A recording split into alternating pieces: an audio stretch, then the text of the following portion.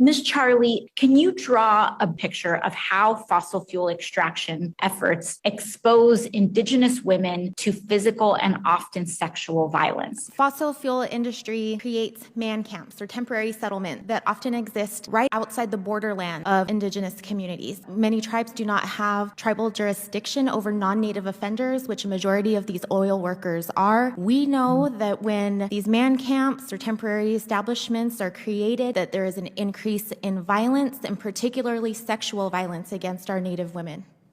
So when there's a fossil fuel extraction site that is placed on a reservation and those oil company workers go to the reservation, have that site, if they commit a crime, commit violence against Indigenous women, you're saying that they essentially escape jurisdiction from having a clear path to accountability because of where these sites are happening. Is that correct? That is correct. Wow. And is it correct that these companies often work directly with local police departments to subdue protests in this matter, sometimes going so far as to pay local police departments directly for their overtime? Yes.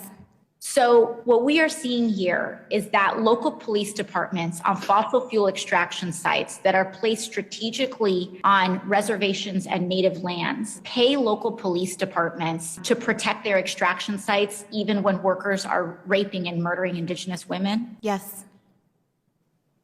Can you tell us how this collaboration between law enforcement and fossil fuel companies puts Indigenous women in particular at heightened risk of abduction and murder? This is a continuation of state violence against Indigenous women. And I think what we see here is that the data speaks for itself.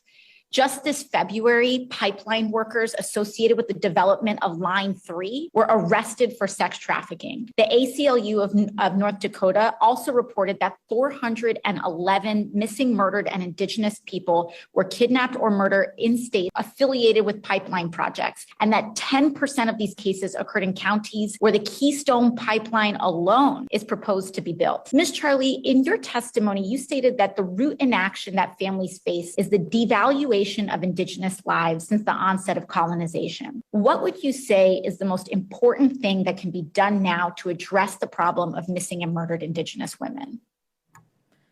Tribal nations need to be able to fully prosecute the crimes in which happen in our communities. We need VAWA legislation passed. We need extractive industries out of our communities. We know that what happens to our land happens to our women and happens to our bodies.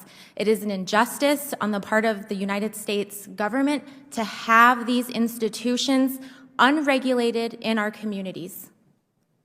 Thank you very much.